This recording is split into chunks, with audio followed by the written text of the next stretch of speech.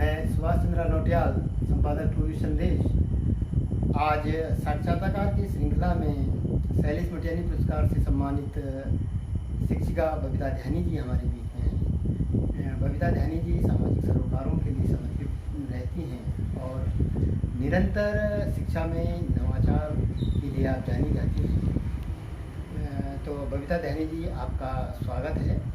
धन्यवाद नौटियाल जी। मैं सबसे पहले आपका इंट्रोडक्शन जानना चाहूँगा। जी जरूर। मैं बबीता ध्यानी, प्रवक्ता अंग्रेजी के पद पर राजकीय बालिका इंटर कॉलेज कोटद्वार में कार्यरत हूँ और 1995 से मैं राजकीय सेवा में निरंतर अपनी सेवाएं देती जा रही हूँ।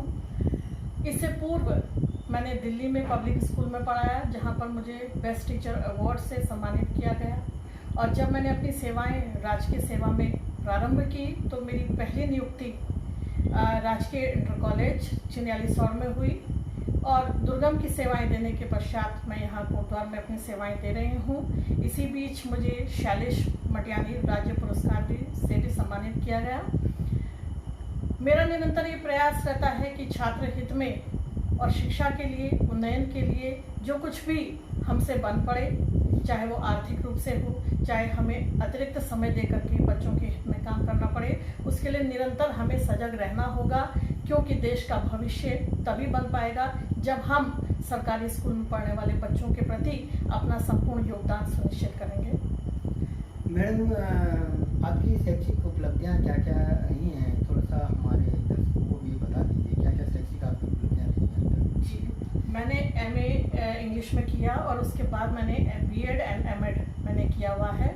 उसके अलावा मैंने PG diploma in higher education भी किया, ताकि हायर एजुकेशन के फील्ड में किस तरह के अंतर हैं और किस तरह की हमारी विद्यालय शिक्षा में अंतर है, उसका तुलनात्मक अध्ययन मैं कर सकूं।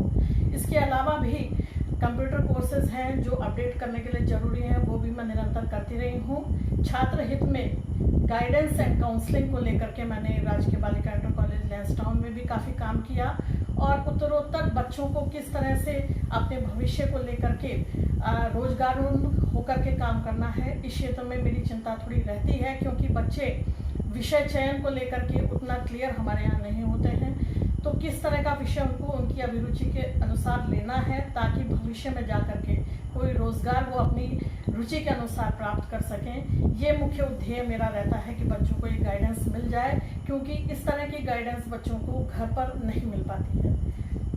अच्छा मैडम, हम इस समय एक प्रकार से सरकारी शिक्षा में संकट का काल है। हम देख रहे हैं कि निरंतर छात्र संख्या घट रही है।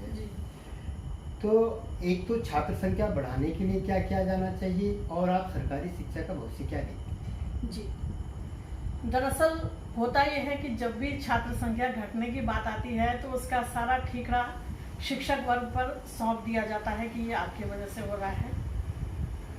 1% को हम मान भी लें कि शिक्षक की वजह से ऐसा हो रहा है, लेकिन आप ये देखिए कि जिस तरह का युग है, इस युग में सबसे बड़ी जरूरत जो है वो ये है कि राष्ट्रीयकृत शिक्षा प्रणाली होनी चाहिए। पूरे राष्ट्र में जब एक तरह की शिक्षा प्रणाली होगी, चाहे वो पब्लिक स्कूल है चाहे सरकारी स्कूल है, तो एक जो तुलनात्मक अध्ययन होगा उसमें अभिभावक ये एश्योर्ड हो जाएंगे कि उनको सरकारी स्कूल में भी वही सिलेबस पढ़ने को मिलेगा जो उन्हें पब्लिक स्कूल में मिलेगा। इस क्षेत्र में उत्तराखंड में CBSE पाठ्यक्रम जब से शुरू हुआ है तो एक सकारात्मक सोच लोगों की दिखाई देने लगी है। इसके साथ साथ ही अगर इंग्लिश मीडियम भी कर दिया जाए स्कूलों को, कुछ चुनिंदा स्कूलों को किया जाए, या फिर एक ही स्कूल में 2 पाली के स्कूल, चाहे हिंदी मीडियम एक पाली में और एक पाली में इंग्लिश मीडियम स्कूल करके शुरू किया जाए, तो मुझे लगता है कि कहीं ना कहीं इस उपाय से भी जो है संख्या छात्रों की बढ़ जाएगी। क्योंकि एक कारण ये भी है कि पब्लिक स्कूल में बच्चा इंग्लिश मीडियम में पढ़ रहा है और क्योंकि एक यूनिवर्सल लैंग्वेज है इंग्लिश, तो पेरेंट्स को ये होता है कि बच्चे को इंग्लिश आनी चाहिए और वो इन सब सब्जेक्ट्स को इंग्लिश में पढ़े। क्या आपको ये लगता है कि जो सरकारी स्कूल में जो बच्चा पढ़ रहा है, हाँ जी, तो वो कहीं ना कहीं उसके माइंड में ये चलता है कि वो अच्छी स्कूल में पढ़ रहा है, मैं खराब स्कूल में पढ़ रहा हूँ, या इस प्रकार का उसके भाव आपने कभी महसूस किया है? अच्छे और खराब स्कूल की तुलना अगर हम करें तो वो केवल इंफ्रास्ट्रक्चर के हिसाब से है। ना तो छात्रों के मानसिक स्तर में कोई कमी है सरकारी स्कूल या पब्लिक स्कूल के, और ना ही शिक्षकों के मानसिक स्तर में कोई कमी है या उनके प्रयासों में कोई कमी है। आप देखेंगे कि जो सरकारी स्कूल में टीचर चुन करके आ रहा है वो एक प्रतियोगिता से चयनित होकर के आ रहा है, एक कठिन प्रतियोगिता के कई स्तरों से होकर गुजर करके आ रहा है।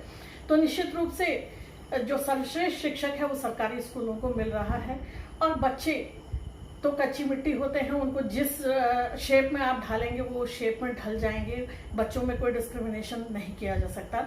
तो मुझे जहाँ तक लगता है कि जो आजकल के ज़माने में एक तरीका है कि जो चमक दिखती है लोग उसकी तरफ आकर्षित हो जाते हैं। तो इंफ्रास्ट्रक्चर, क्योंकि हम इंफ्रास्ट्रक्चर में पीछे रह जाते हैं पब्लिक स्कूल के, वो चमक धमक, वो फैसिलिटीज़, वो सुविधाएं हम कहीं ना कहीं स्टूडेंट्स को नहीं दे पाते हैं अपने स्कूल में, जो उन स्कूल के बच्चों को मिल रही हैं। चाहे वो पेयजल की स्थिति हो, चाहे हम शौचालयों की स्थिति को देखें, चाहे कक्षों की स्थिति को देखें, तो जितनी बेहतरीन स्थिति एक पब्लिक स्कूल में देखने को मिलती है वो इंफ्रास्ट्रक्चर हम कहीं ना कहीं बच्चों को मुहैया कराने में सक्षम नहीं हो पा रहे हैं। तो ये डिस्क्रिमिनेशन मुझे लगता है, जहाँ तक मानसिक स्तर की बात है या पठन पाठन की बात है, तो मुझे नहीं लगता कि सरकारी स्कूलों में कहीं कोई कमी है।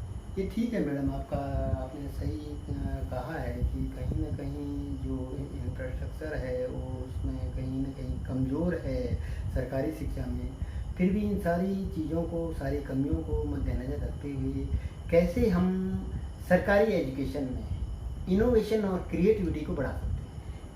आप अगर नोटिस करें तो पिछले कुछ सालों में आपने देखा होगा कि शिक्षकों ने अपने प्रयासों से ही स्कूल की दशा को बिल्कुल बदल दिया है। चाहे वो फिजिकल कंडीशन हो स्कूल की, तो टीचर्स ने अपना पैसा लगा करके और पूरे स्कूल की कायाकल्प की है।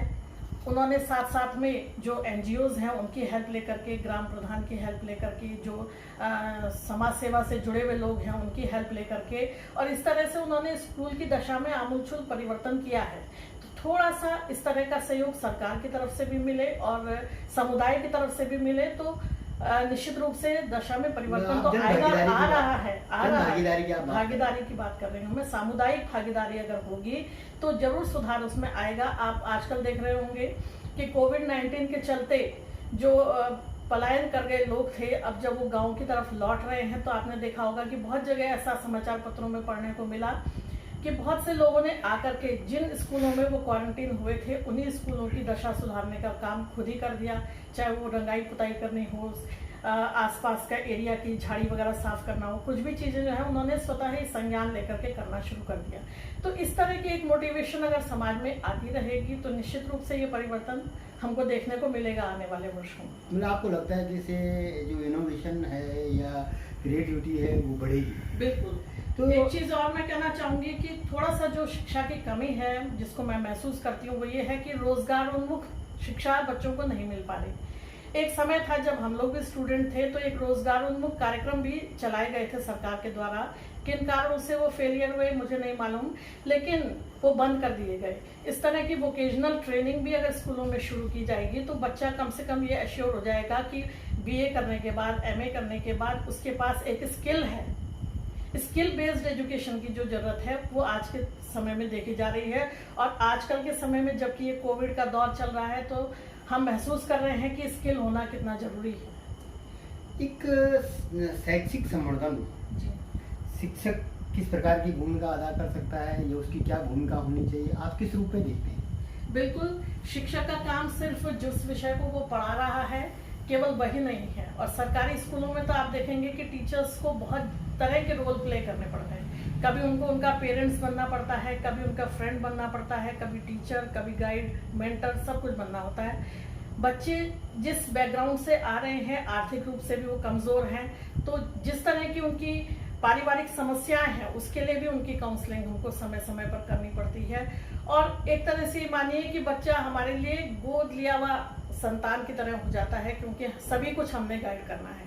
कहीं ना कहीं या तो पेरेंट्स अशिक्षित हैं या पेरेंट्स सुबह से शाम तक रोजगार की तरफ चले जा रहे हैं तो उनके पास इतना समय है नहीं कि वो बच्चों को गाइड कर पाएं। तो ऐसी स्थिति में हमको डबल रोल प्ले करना पड़ता है। न केवल सब्जेक्ट का ज्ञान देना पड़ता है बल्कि उनको समाज में कैसे रहना है। विशेषकर जब मैं एक बालिका विद्यालय में पढ़ा रही हूँ और आज के समय में जब कई तरह के क्राइम ओरिजिनेट हो रहे हैं सोसाइटी में, तो हमको बच्चों को ये भी सिखाना पड़ता है कि किस तरह से उनको अपने आप को सोसाइटी में सेव करके चलना है, किस तरह से उनको अपने स्वास्थ्य का ध्यान रखना है। तो बहुत सारी चीज़ें संबल बढ़ाने की बात हो, वो सब काम शायद मुझे लगता है कि सरकारी शिक्षक ज़्यादा करते हैं।